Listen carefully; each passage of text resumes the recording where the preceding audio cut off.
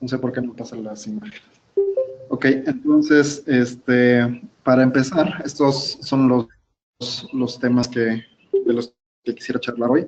Los conceptos básicos para influenza, particularmente enfocados en la protección y todo lo relacionado con vacunas. En segundo lugar, la situación de H5N2 en México, un poco histórico, lo mismo de H7N3 y las diferentes estrategias que se han estado utilizando para proteger a las aves. Y bueno, finalizar con algunas recomendaciones para el control de esta enfermedad. Como ustedes saben, el virus de influenza A es un ortomixovirus del cual se han identificado 16 subtipos en las aves de hemaglutininas y 9 subtipos de neuraminidasa en las aves. En total son 18 porque hay 2 subtipos de hemaglutininas y de neuraminidasas que se han detectado en mamíferos, particularmente en murciélagos, pero que hasta este momento no han sido aislados de aves. Entonces, en las aves, estrictamente hablando, hay 16 subtipos del virus y este virus básicamente tiene como huésped original, huésped en el que se propagan a las aves acuáticas. Y de alguna forma, en el momento en que se incrementó la avicultura, encontró como huésped al pollo engordo, a la gallina de postura, y se ha mantenido en estas aves comerciales infectándolas. La forma en que el virus infecta a las aves es a través de la hemaglutinina, que es una proteína que se encuentra en la superficie del virus y reconoce a las células huésped de tal forma que favorece la unión entre la membrana del huésped y la de viral para poder internalizarse, que eso es el proceso de infección. Ya una vez dentro de las células se empieza a replicar su material genético para generar sus proteínas y su propio ARN genómico y continuar propagándose. La segunda proteína de membrana, que es la neuraminidasa, tiene un rol al momento de la salida del virus de la célula infectada. Lo que hace esta proteína de membrana es una enzima que rompe las proteínas glicosiladas que se encuentran en la superficie de la célula huésped y entonces lo que hace es favorecer que se despegue de la membrana, de las proteínas de la membrana, el virus de influenza y entonces eso da oportunidad que pueda ir a infectar a una siguiente célula. Con una actividad disminuida de neuraminidasa, el virus se quedaría adherido a la membrana de la célula infectada y limitaría un poco la infección de la célula vecina. Entonces, estas dos proteínas, la hemaglutinina tiene un rol importante al momento de entrar y la neuraminidasa un rol importante al momento de salir el virus de la huésped. Adicionalmente, estas dos proteínas que son de membrana, son las principales proteínas de superficie inmunogénicas, de tal forma que esto quiere decir que los anticuerpos que se induzcan contra estas dos proteínas tienen la capacidad de disminuir el proceso de infección del virus, más la hemaglutinina. La hemaglutinina es una proteína que es la que lleva a cabo la unión entre las dos membranas, la fusión de las dos membranas. Y los anticuerpos que reconocen a esta proteína lo que hacen es bloquear este proceso de fusión. Por eso cuando tenemos anticuerpos anti-hemaglutinina, que nosotros medimos indirectamente con la HA, con la prueba de HA en el laboratorio, o la prueba de inhibición de hemaglutinación cuando lo hacemos con antisueros, lo que estamos midiendo es la capacidad de los anticuerpos de inhibir la unión de la hemaglutinina a la célula huésped. Esta proteína, voy a hablar un poquito más porque es el principal determinante de de virulencia y de mutagenicidad, y además la proteína más abundante en el virus. La hemaglutinina está dividida en dos regiones, la primera, que es la región hipervariable, que realmente es que es la localizada en la superficie de la proteína, es la que da cara afuera del virus, y entonces es la que está directamente en contacto con el sistema inmune, háblese de anticuerpos o de células del sistema inmune propiamente. Y la otra región, que es una región poco variable, que está muy conservada incluso entre subtipos, si se dan cuenta, la variabilidad que existe aquí, en esta línea verde, se puede ver que hay un continuo mayor, que ocurre acá en donde hay varias interrupciones. Esto habla un poquito de la variabilidad que tiene. Esta región poco variable corresponde a la parte del tallo, es decir, la unión, el segmento de la proteína que une a la cabeza de la hemaglutinina, que es esta región de acá, con la parte de la membrana viral. Y lo que realmente separa in vivo, de hecho, es algo que llamamos el sitio de ruptura, que está alrededor del aminoácido 340, entre el 340 y el 350, depende de los subtipos de hemaglutinina. Es el sitio de ruptura. Este sitio de ruptura es el principal determinante de virulencia de este virus.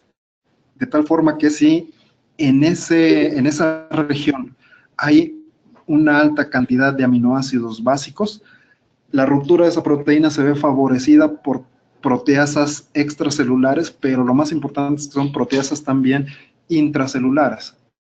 Entonces, el hecho de que las proteasas intracelulares los reconozcan quiere decir que desde antes de salir el virus de la célula huésped infectada, va a salir con una capacidad de infectar a la vecina. Entonces, si el número de aminoácidos básicos es menor, es bajo, lo que vamos a tener es una hemaglutinina que solamente se va a activar por proteasas extracelulares, sobre todo las que se encuentran en mucosas, como la pimiotripsina. Entonces, esa pequeña diferencia, dependiendo del número de aminoácidos básicos, vamos a tener cepas de alta o de baja virulencia.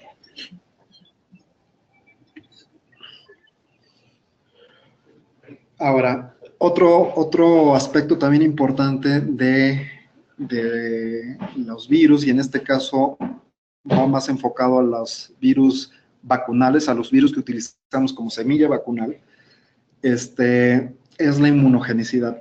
No todos los virus son igual de inmunogénicos, quiere decir que no todos los virus son capaces de despertar una respuesta inmune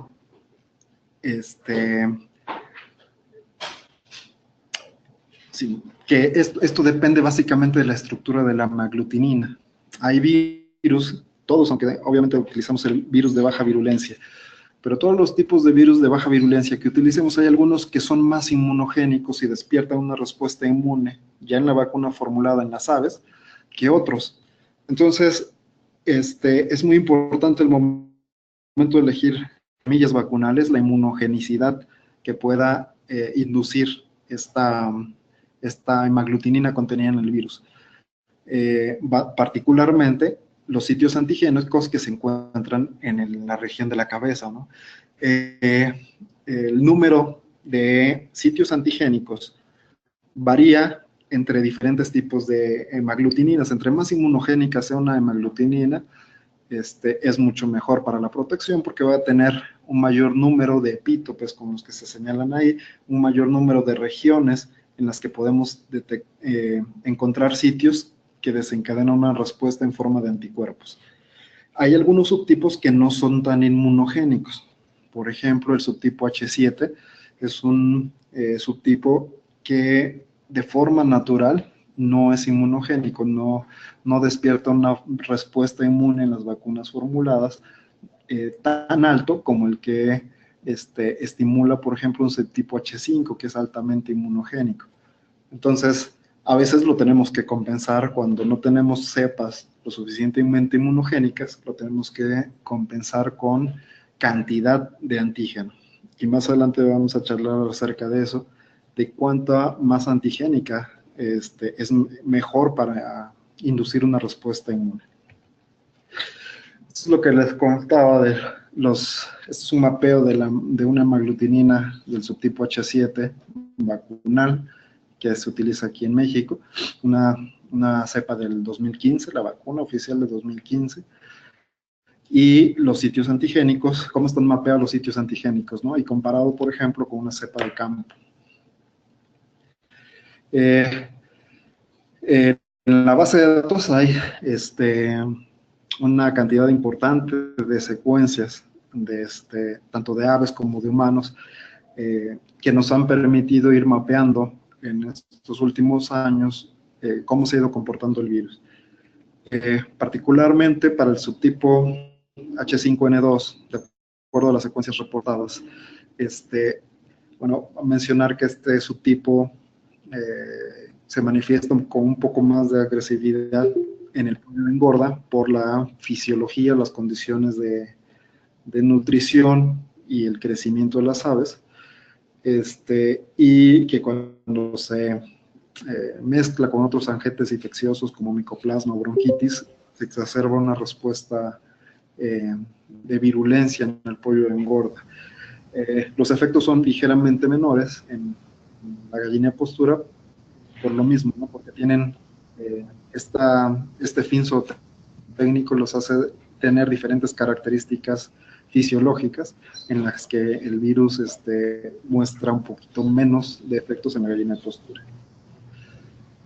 Bueno, de las secuencias que están reportadas en la base de datos de 2010 a la fecha, podemos detectar que el virus ha evolucionado bastante después de que se descubrió o que se presentó el primer brote de virus de alta patogenicidad en 1994.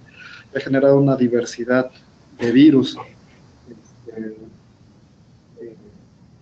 bastante amplia entre diferentes linajes, encontrándose diferencias más o menos de aproximadamente 10% a nivel de la secuencia de nucleótidos en el gen de la hemaglutinina, lo que representa una diferencia bastante alta.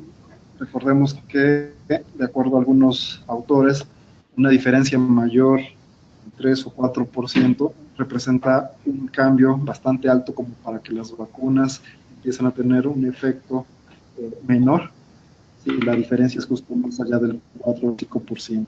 Entonces, aquí lo que tenemos son cepas de diferentes linajes, con diferencias del 10%, lo que casi obliga a tener que usar más de una semilla vacunal al momento de formular.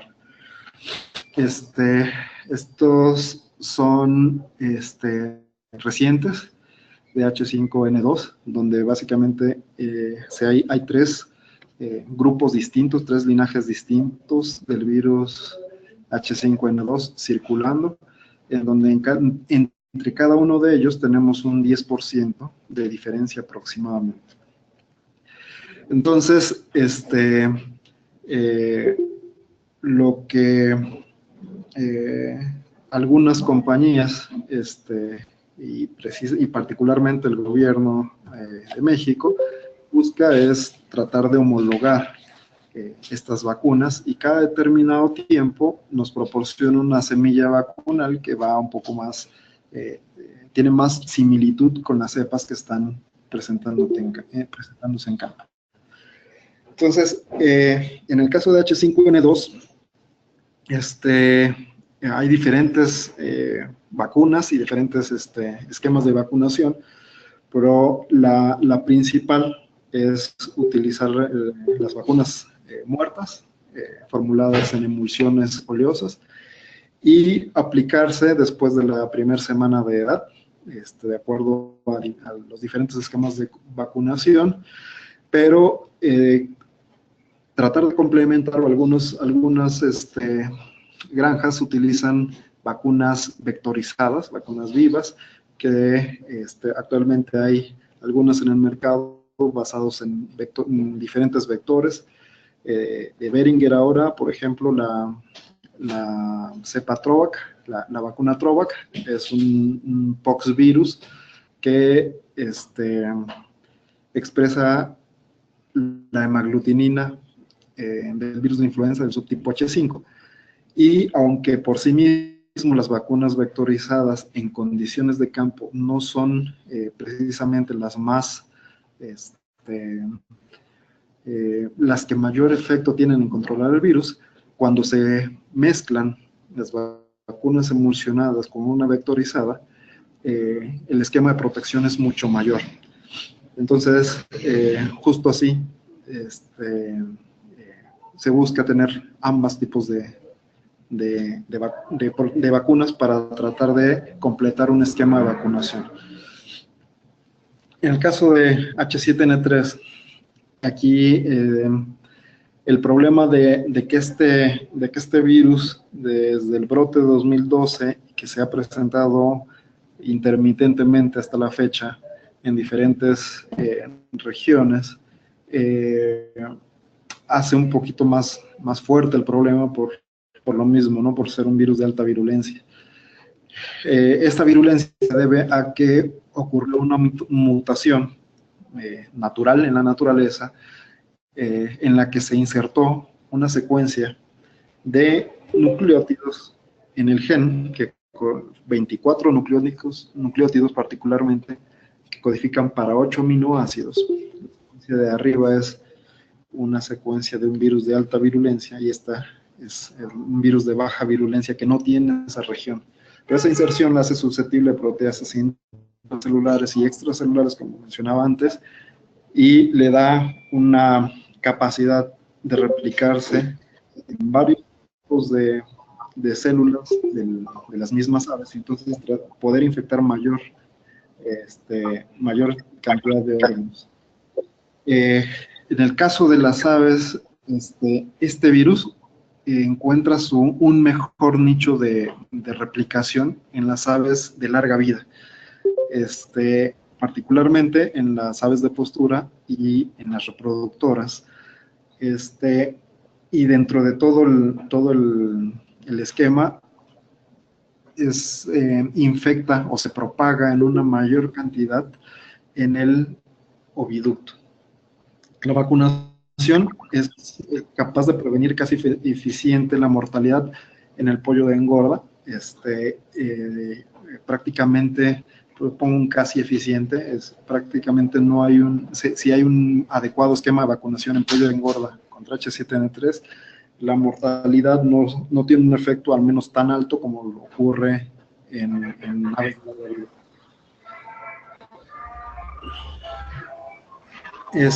Aquí una cuestión en el caso de gallinas de postura es, antes de empezar el ciclo de postura, o sea, hablamos de antes de llegar a las 15 o 16 semanas, que empieza a poner los primeros huevos, antes de empezar la postura, las aves que son infectadas pueden sobrevivir al desafío cuando tienen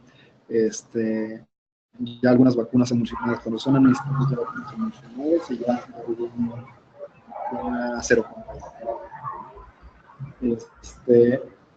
Pero durante la postura, ya después de que empezó el proceso de postura, habitualmente antes de la semana 25, en esa etapa donde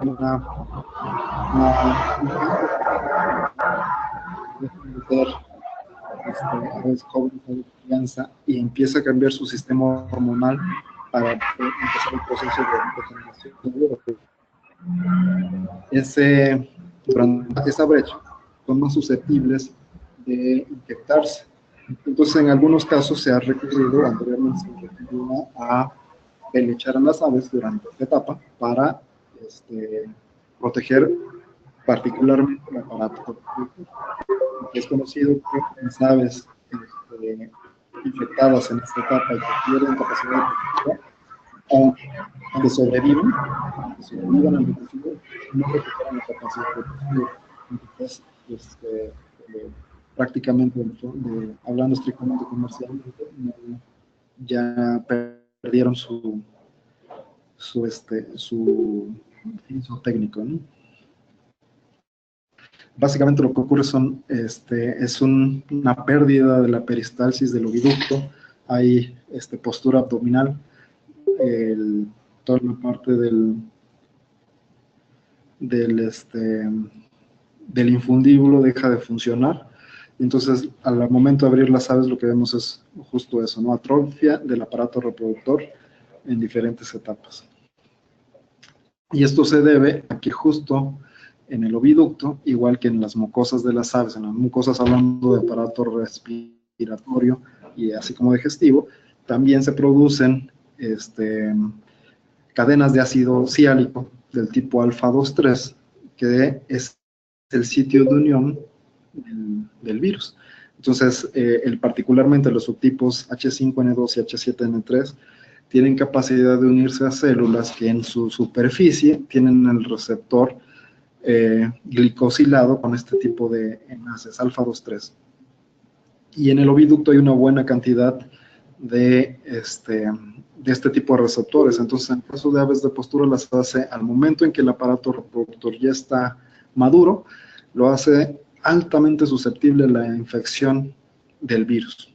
Y entonces, prácticamente atrofia este órgano. Bueno, estos son algunos trabajos en donde justo se ha probado la presencia de este tipo de enlaces en las diferentes partes del aparato reproductor. Entonces, la pelecha ayuda mucho justo en tratar de hacer una regresión, disminuir las hormonas, disminuir las secreciones del oviducto, hacer una regresión del aparato reproductor y entonces deja de aparecer el receptor alfa 2,3 en la superficie de estas células y disminuye el tropismo del virus o la capacidad de infectar a ese tipo de células, ¿no? En el aparato reproductor. Sin embargo, si las células, si las aves salen de la pelecha, eso no quiere decir que ya quedaron protegidas, ¿no? Ese órgano puede volver a afectarse.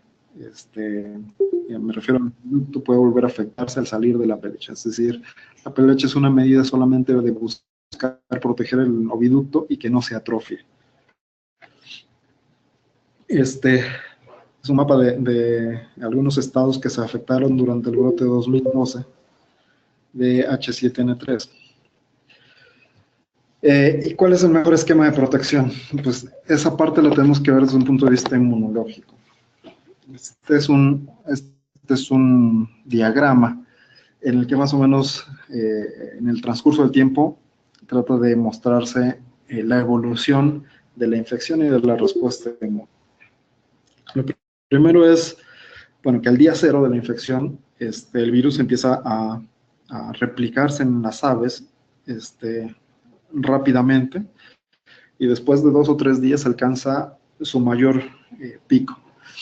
Pensemos que este es un virus de alta virulencia, de baja virulencia, y entonces no induce mortalidad en las aves, ¿no? Si fuera un virus de alta virulencia, al día 3, entre el día 3 y el día 5 vamos a tener el 100% de mortalidad.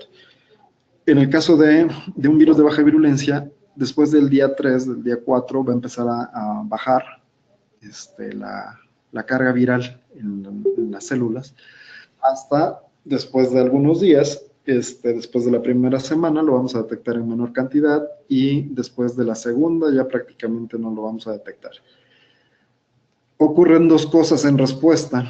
Lo primero es que hay una respuesta innata que inicia desde el momento en el que el virus está en contacto con el huésped. Y esa respuesta innata empieza, por ejemplo, desde el momento en que el virus, pensemos que llega al ojo o llega al aparato respiratorio. La célula empieza a secretar proteínas que tratan de detener al virus, como lisozima, por ejemplo, que es una respuesta no específica, trata de bloquear con una proteína que rompe azúcares, por si es algo por ahí que pueda afectar. Secreta proteasas para tratar de romper proteínas que haya por ahí. Y algunas otras moléculas más más propias del sistema inmune, como algunos interferones, por ejemplo, que son capaces de inhibir intracelularmente la replicación del huésped. Todo esto es una respuesta no específica, es una respuesta que es general. Contra cualquier antígeno que se presente en la célula, va a haber este tipo de respuesta. Lo siguiente que ocurre es una respuesta celular. Esa usualmente es lo que sigue la respuesta innata, ya una respuesta más específica, no es inmediata, pero después del día 3 o el día 5 se puede detectar una respuesta específica y va creciendo hasta completar la primera semana y después disminuye. Y la tercera respuesta, que es también parte de la respuesta adaptativa, además de la celular, son la respuesta humoral, que la vemos en forma de anticuerpos. Eso usualmente, después, en la primera semana, es prácticamente imperceptible, pero después de la segunda se incrementa y alcanza sus picos máximos después de la tercera semana. Este diagrama es general. Estas curvas que estoy dibujando se corren a la izquierda o hacia la derecha, dependiendo del tipo de virus, de la antigenicidad, de la carga al momento de la infección, de la salud, del estado general de las aves, etc. Pero aquí de lo que hay que recordar es justo, primero tenemos una respuesta innata, o sea, todos los tipos de defensa, una respuesta innata, una respuesta celular y una respuesta en forma de anticuerpos. Entonces, usualmente lo que nosotros medimos son la respuesta humoral en nuestros aves después de vacunar. Medimos respuesta humoral y entonces mediante HIs detectamos cuáles son nuestros niveles de anticuerpos y si son satisfactorios, entonces nos sentimos tranquilos en la protección. Esta respuesta es difícil de medir. La respuesta innata es difícil de medir y la respuesta celular es difícil de medir. No me refiero a que sea difícil en el sentido de difícil técnicamente, sino en condiciones de campo. Esto lo podemos hacer muy rápido, pero esta requiere de equipo y de personal un poco más especializado, técnicos de laboratorio más especializados, y entonces no siempre le hacemos caso. Y adicionalmente, al momento de la vacunación, tampoco consideramos mucho este tipo de respuestas, ¿no? La innata y la celular. Además de la respuesta en general de todos los seres, organismos superiores, es una respuesta innata y una respuesta adaptativa. La innata es general y no específica para ninguno. La inmunidad adaptativa es particular para cada uno de los antígenos a los que nos exponemos. Y de la inmunidad adaptativa, tenemos dos tipos de respuesta, la humoral y la celular. Entonces, en la humoral, lo que vamos a tener son anticuerpos, básicamente, que representan la mayor fuerza de la protección de las aves, y por eso le damos tanta importancia a ese tipo de respuesta. Y en menor medida, pero también importante, es la respuesta celular. Tratemos de enfocarnos en estas dos tipos de respuesta. En la vacunación, por ejemplo, usando vacunas oleosas, lo que tenemos es una fuerte respuesta humoral. Y aquí una de las cosas más importantes, además de obviamente el antígeno, que es debemos de seleccionar una buena semilla vacunal que sea antigénica, en primer lugar, que sea inmunogénica para que despierte una buena respuesta inmune, y en segundo lugar, agregarla a la vacuna en una cantidad suficientemente alta para que esta respuesta justo tenga una respuesta en las aves y de alta, ¿no? En forma de anticuerpos. Pero un papel que juega importante es el adyuvante. Diferentes compañías usan diferentes tipos de adyuvante y no todos los adyuvantes tienen la misma calidad para despertar la respuesta inmune. Por eso ahí podemos encontrar diferentes compañías que tienen diferentes adyuvantes y aunque usen la misma semilla vacunal, diferentes respuestas.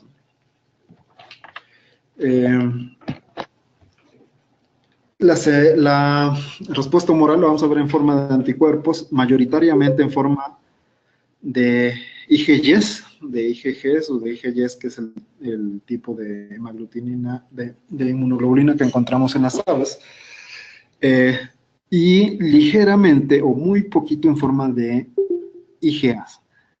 Eso es una desventaja que tenemos en la vacunación, porque mientras las IgGs son proteínas que son inmunoglobulinas que se encuentran circulando en el suero sanguíneo, las IgAs se encuentran en las mucosas, ¿no? Tienen capacidad de ser secretadas por las células y estar en las mucosas, lo cual favorecería al momento de la infección, si la infección es a través de las mucosas, que las IgAs neutralicen antes de que ocurra el proceso de infección, mientras las IgGs no son capaces de hacer eso. O sea, actúan después de que el virus ya infectó a las aves, ¿no?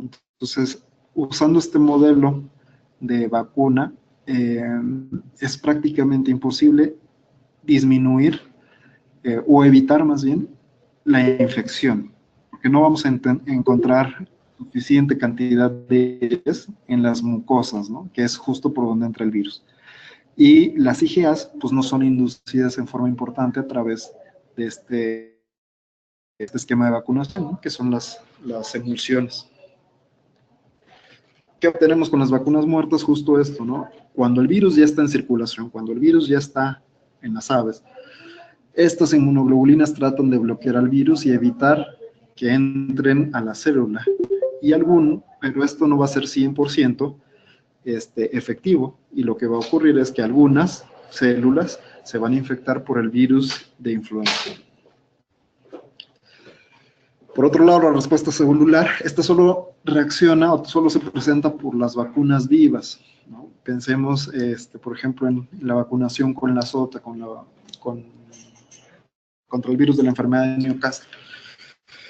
En influenza no podemos vacunar con vacunas vivas, entonces este esquema está un poco limitado, pero se puede parcialmente sustituir, reemplazar y estimular la respuesta inmune celular a través de vacunas vectorizadas.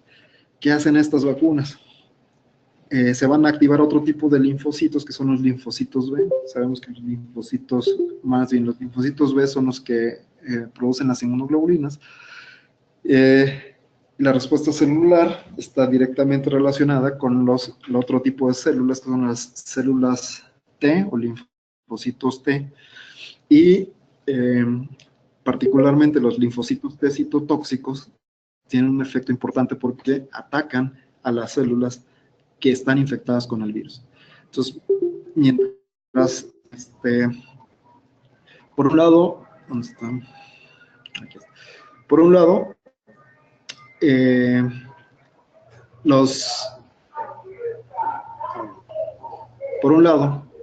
las inmunoglobulinas tratan de evitar que el virus entre para una gran cantidad de virus.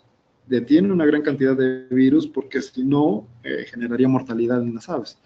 Pero algunos poquitos llegan a la célula, ¿vale? Entonces, las vacunas emulsionadas hacen justo evitar que las células se infecten con una cantidad grande de virus, pero aún así las células se infectan y continúan replicando al virus.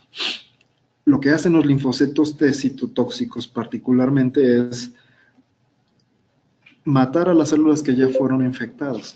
Entonces, una segunda herramienta de protección. Estas hacen las vacunas muertas, las vacunas emulsionadas, mientras que eliminar o disminuir la replicación del virus en la célula huésped, esto lo hacen las vacunas vivas.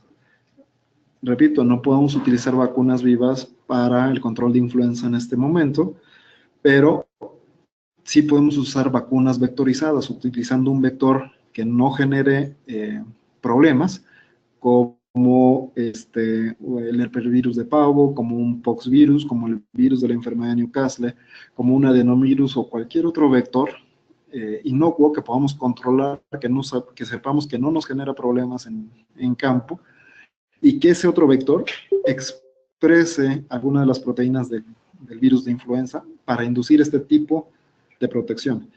No es lo mismo que si estuviera el virus completo vivo, pero se acerca lo suficiente para mantener o inducir una respuesta inmune celular en las aves. Entonces, de esta forma, lo que vamos a tener es el esquema completo de protección. La inmunidad innata, que depende básicamente de qué tan inmunogénico es el virus, y la inmunidad adaptativa, que va a depender de cuánta respuesta humoral induce la vacuna foliosa, la vacuna muerta, y de cuánta respuesta celular somos capaces de inducir a través de vacunas vectorizadas. Y teniendo un esquema mixto, lo que vamos a tener es un esquema de protección induciendo casi el 100% de la respuesta inmune con la que es capaz de defenderse el ave.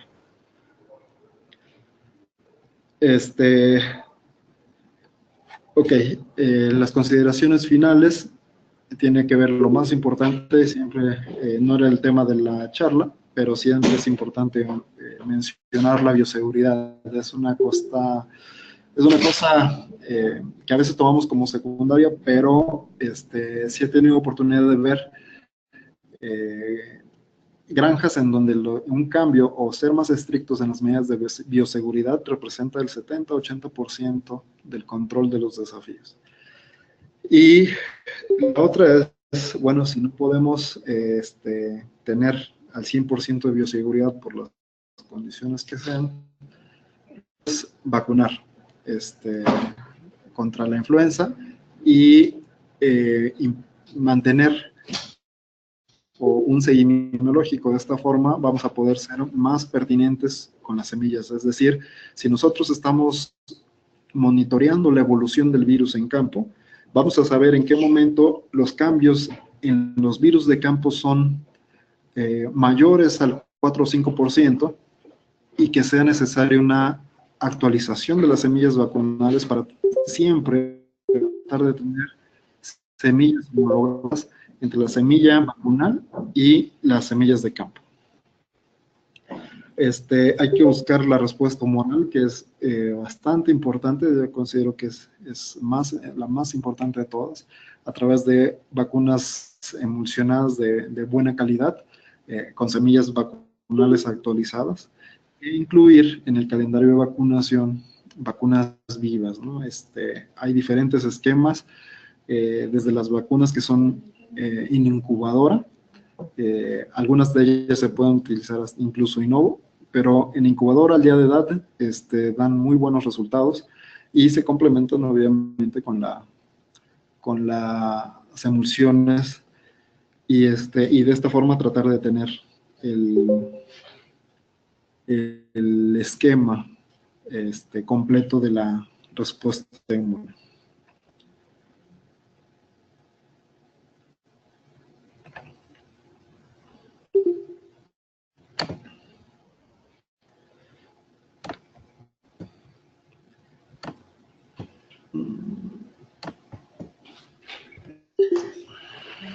Muchas gracias por su atención, doctor Absalón. Muchas gracias por tan brillante exposición. Nos quedó muy claro cómo es la acción de estas vacunas para la protección pues sí, de las granjas, de los pollos. Y tenemos algunas preguntas. Una es, ¿cuál es el mejor adyuvante para mejorar las vacunas?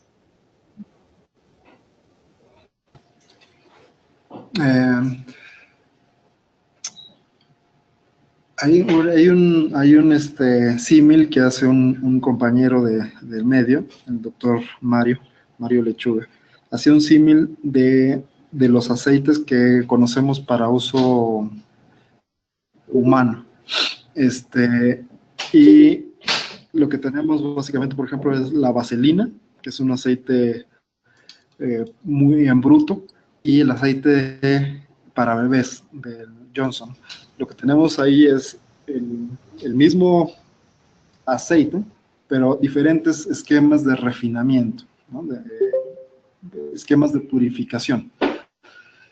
Y entonces el aceite mineral, que es usualmente el aceite más económico, el menos, desde un punto de vista de pureza, y menos estricto en ese sentido, puede generar menos respuesta inmune que algunos aceites más especializados. Por ejemplo, la familia del Marcol tienen ciertos niveles de pureza y modificaciones químicas que hacen que inducen una mejor respuesta humoral e incluso ayudan a que los antígenos entren a las células, con lo que también le dan un empujoncito a la respuesta celular.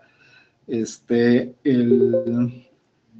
tipo de los aceites como el Montanide, yo lo pondría como un adyuvante de media tabla para arriba, o sea, es muy buen en cuanto a la relación costo-beneficio, es un buen adyuvante y además a un precio accesible para no afectar tanto el costo de las vacunas. De acuerdo.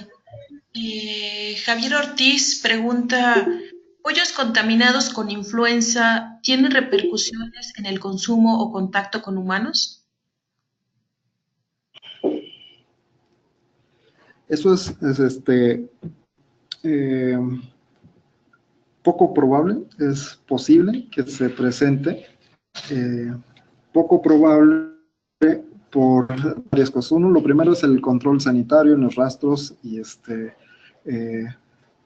eso al menos en las compañías grandes se ha visto bien estudiado los mecanismos para evitar que las aves infectadas salgan al mercado.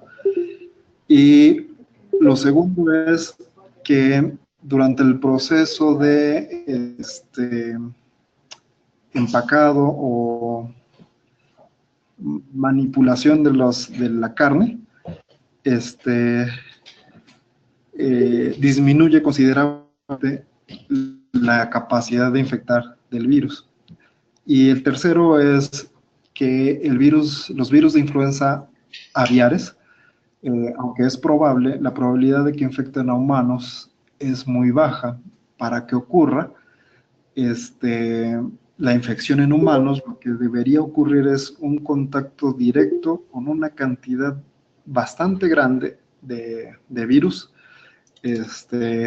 y un sistema inmunológico de la persona ligeramente atenuado. Yo lo pondría como caso cuando se han reportado en la literatura estos casos. En México, por ejemplo, en el brote de 2012 se presentó un caso en humanos, que está documentado en un artículo científico, y este caso fue primero en una granja en donde se había presentado el virus, estaba en el pico de mortalidad, entonces había una carga viral en la granja bastante alta. La persona que llega a la granja, el encargado de la granja, era una persona que no había,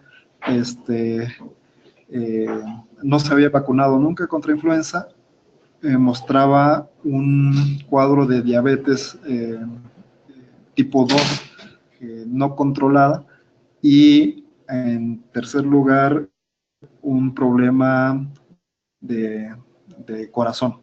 Entonces, sabemos que la diabetes tiene un efecto muy fuerte sobre el sistema inmune del ser humano. Entonces, hubo una coincidencia de circunstancias para que la persona que se infectó del virus prácticamente tuviera este síntoma, ¿no? Afortunadamente no fue un caso de mortalidad, no falleció la persona, enfermó y no hubo replicación de humano a humano, como es también muy raro que ocurra en el caso del virus de influenza aviar, ¿no? Entonces, debo decir por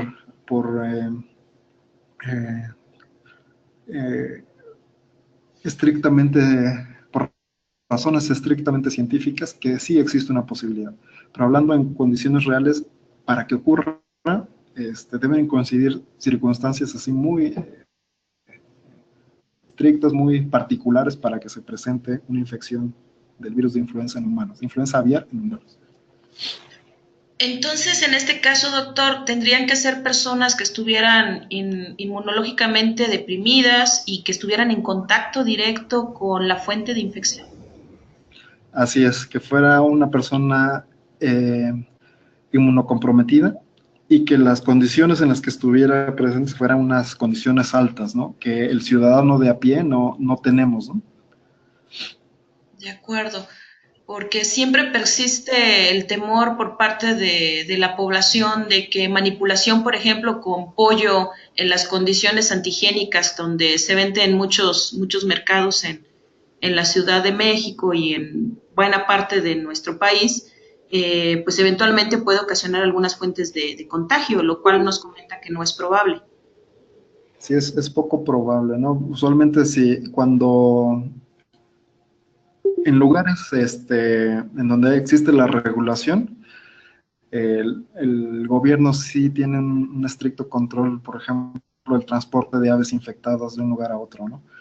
Incluso podemos ver en algunas carreteras sitios de Zagarpa donde hay monitoreo de las aves que se transportan, en general de animales, ¿no? Que se transportan para evitar justo eso, ¿no? Que aves infectadas sean transportados.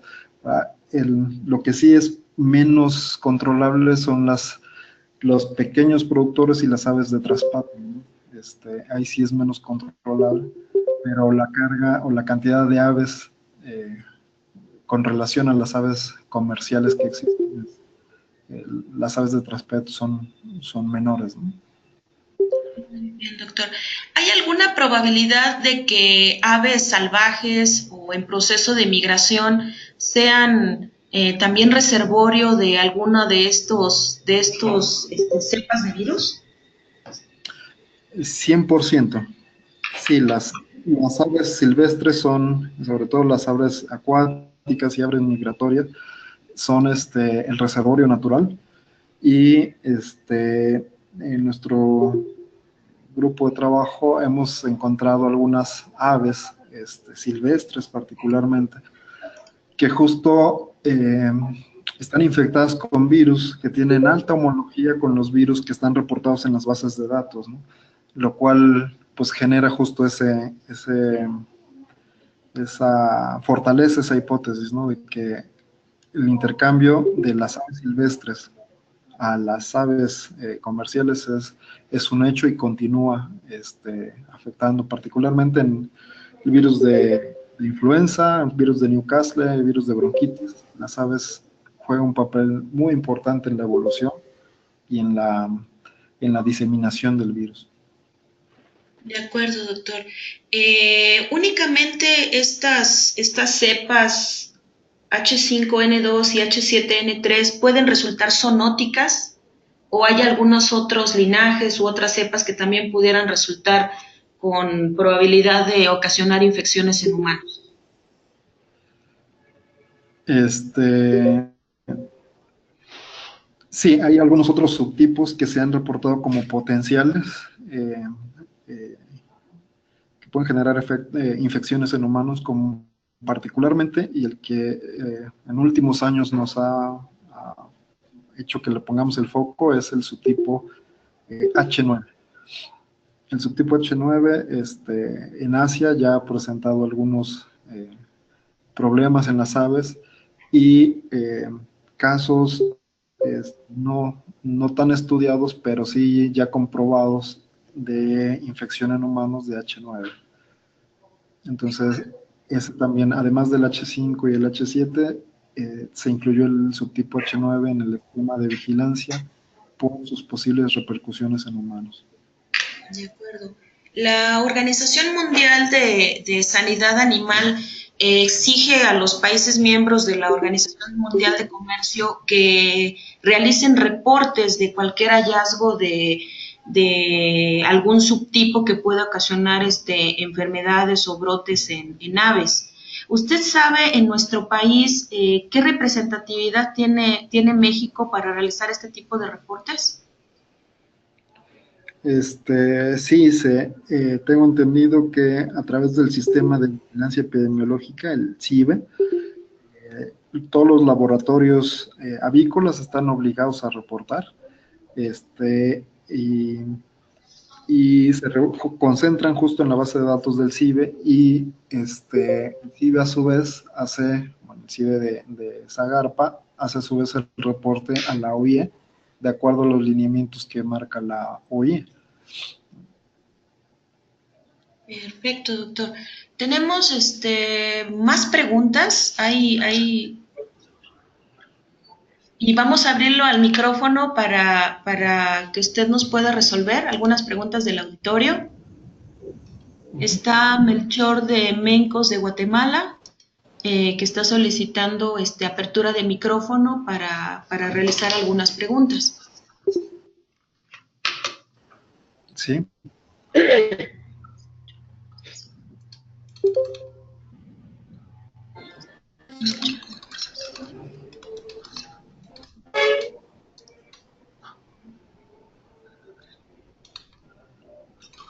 En este momento estamos abriendo los micrófonos a todos los asistentes a la charla.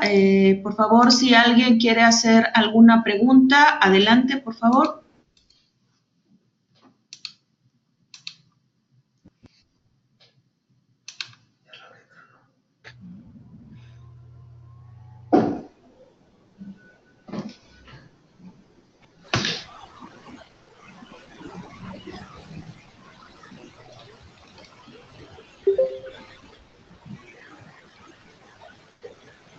Doctor, el esquema de vacunación del cual usted es investigador, ¿estaría disponible para el sector salud o ya está disponible para la vacunación en forma preventiva de granjas aquí en el país?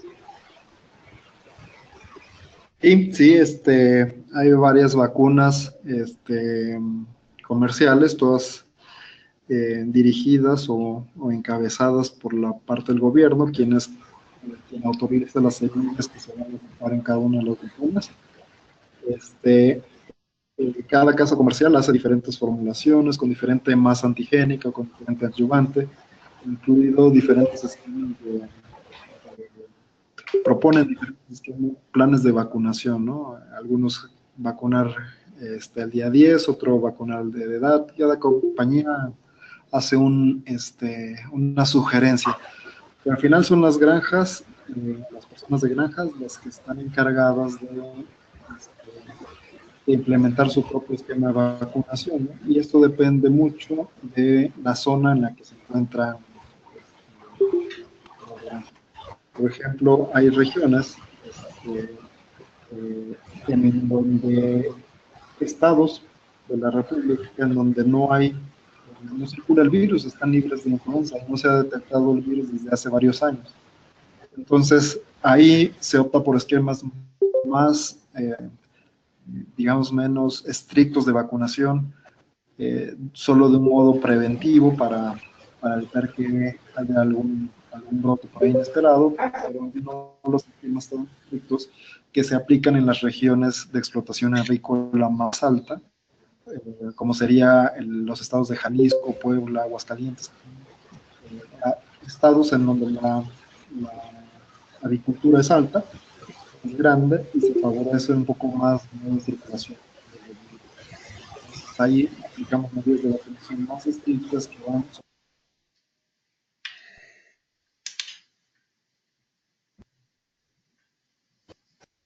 Le decía que son calendarios más cerrados para que ocurra para tratar de tener mejor protegidas a las aves. De acuerdo, doctor. ¿En algún momento esquemas de vacunación bien aplicados pudieran apoyarnos para hacer la declaración de sitios o de lugares libres de producción?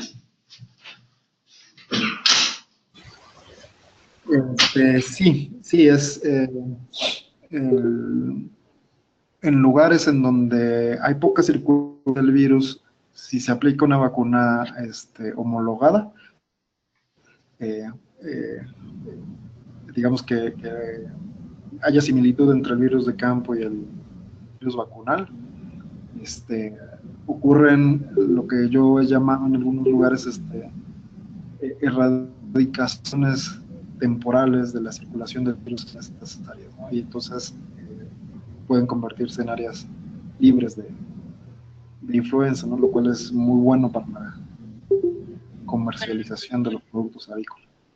Entonces, pudiéramos hacer que es posible la declaración de sitios temporalmente libres y que este esquema de vacunación tendría que mantenerse para conservar ese estatus a nivel de un área que esté definida como tal. Sí, se pueden mantener los esquemas de vacunación, o sea, hay que hacer los monitoreos adecuados para detectar o diferenciar aves vacunadas de aves infectadas, pero sí es factible hacer esto, ¿no? Tener regiones libres o estados libres de influenza. Muy bien, doctor. Una pregunta más. Para hacer la detección de alguna cepa del virus, concretamente H7N3, ¿qué requerimientos debería de implementar un gobierno para poder determinar el nivel de incidencia de la enfermedad en campo? Okay, la herramienta más sencilla para detectar al virus son las pruebas de diagnóstico basadas en PCR a tiempo real. Son muy sensibles, en principio pueden detectar hasta una partícula viral, en la realidad hasta 100 partículas virales, y pueden incluso esas pruebas ser adaptadas para diferenciar entre aves vacunadas y aves infectadas. Adicionalmente hay otras pruebas un poquito más más caras, digamos, sería la palabra correcta, que permiten hacer diagnóstico en menos de 24 horas de una parvada, no solo de influenza, ¿no? Sino de todas las enfermedades posibles de las que pudiera estar infectada un grupo de aves. Entonces, anteriormente, pues, estamos enfocados bastante en la parte de la respuesta serológica, ¿no? Detectar anticuerpos o la prueba de HLA para detectar la presencia. Pero son pruebas un poco menos sensibles, en donde también depende bastante de la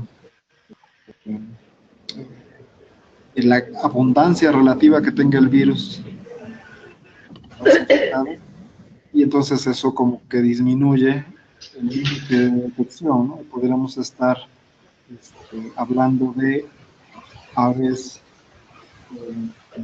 infectadas a principios o saliendo de una infección, de como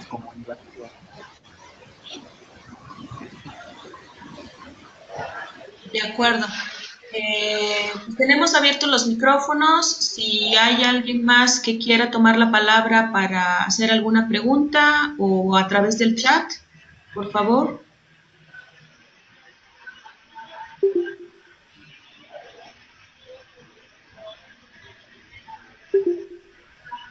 Bueno, pues si es así, agradecemos mucho al doctor Absalón su vasta experiencia en el tema y de todo el personal que labora aquí en la representación del OIRSA en México, del ingeniero Héctor Sánchez Anguiano, representante del organismo, el ingeniero César Ramos, oficial agrosanitario, y una servidora, Nancy Villegas, coordinadora de análisis de riesgo.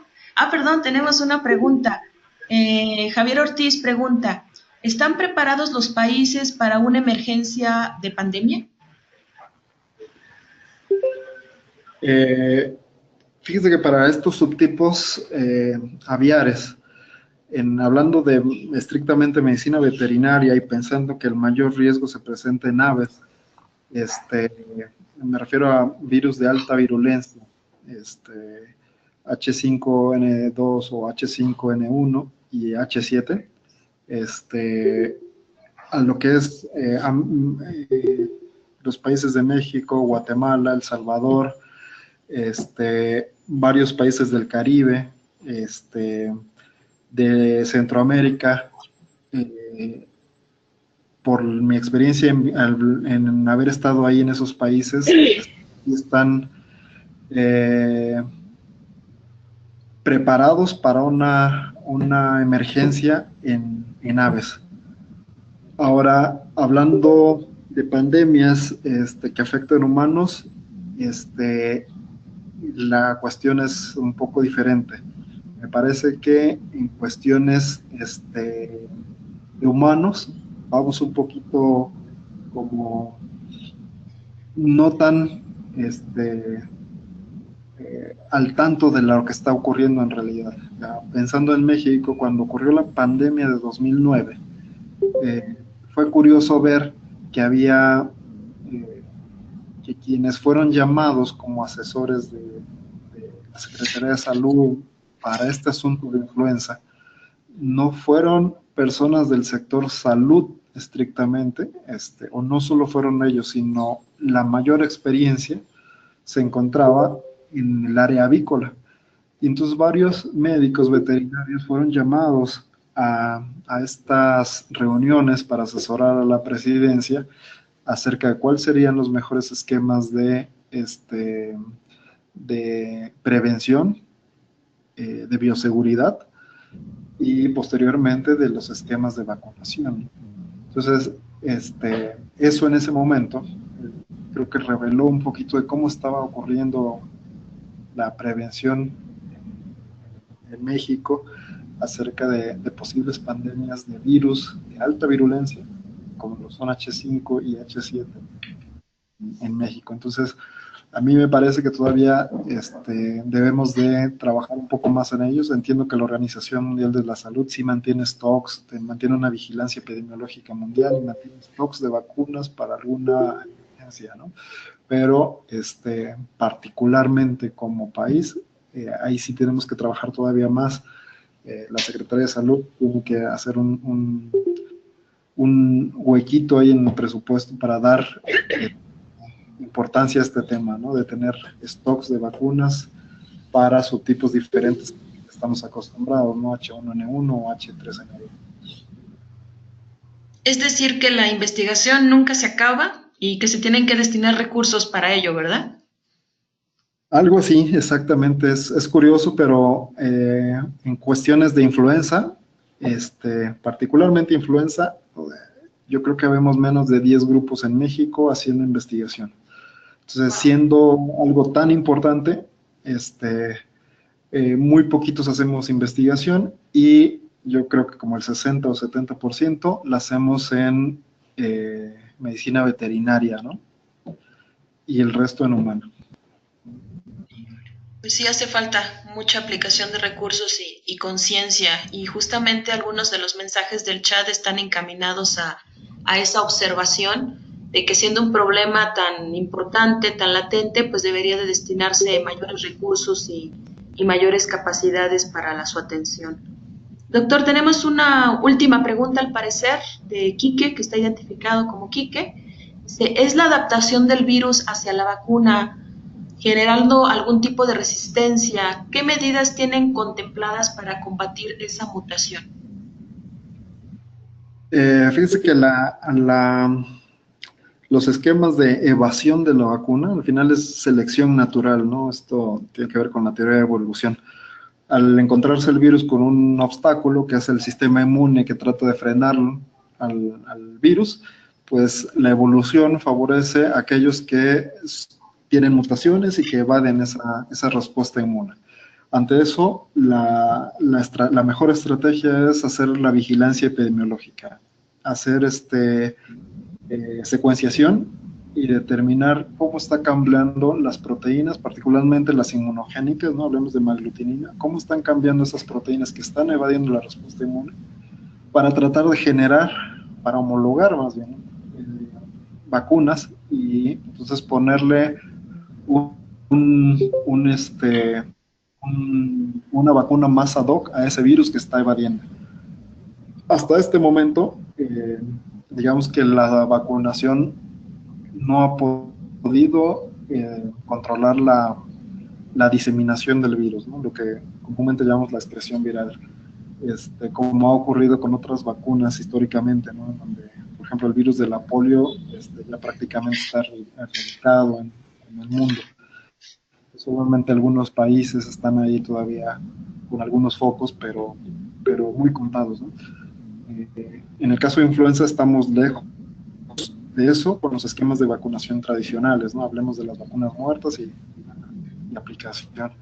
Entonces, además de hacer la vigilancia epidemiológica, también tenemos que ver nuevos esquemas de vacunación, nuevas vacunas que vayan orientados a tratar de disminuir la replicación del virus en el huésped para tratar de controlarlo y en el futuro, esperemos que no muy lejano, podamos hablar de erradicación de influenza, ¿no? Pero de momento es hacer vigilancia epidemiológica, ver cómo está cambiando el virus y cambiar las vacunas a que se parezcan más al virus, con vacunas homologadas. Y en segundo lugar, seguir con el estudio, con el desarrollo de vacunas que vayan orientadas a nuevos esquemas de prevención y tratar de disminuir la diseminación del virus. De acuerdo, muy bien, doctor. Bueno, pues si no tenemos más preguntas, agradecemos mucho al doctor Ángel Eduardo Absalón Constantino, a su amable atención de todos los asistentes a esta charla. Y pues si tenemos algunas preguntas más, se las podemos hacer llegar al doctor posteriormente para hacer llegar alguna respuesta. Les agradecemos mucho a todos, doctor, muy amable, muchas gracias por su compartición de su expertise. Le agradecemos mucho desde la representación del OIRS aquí en México. Muchas gracias a ustedes por la invitación y espero que si tienen más preguntas en la primera imagen, pues, compartir el electrónico para que me puedan escribir con confianza al correo, para que a veces me tardan en responder, pero usualmente respondo. Lo estoy buscando otra vez, pero bien. Listo. angelabsalón@yahoo.com. Muchas gracias, doctor. Un gusto. Más tarde le mando por ahí un correo, y le agradezco mucho por la excelente presentación que nos compartió. Muchas gracias, ingeniero. Estamos en contacto. Gracias. Hasta luego. Gracias, hasta luego.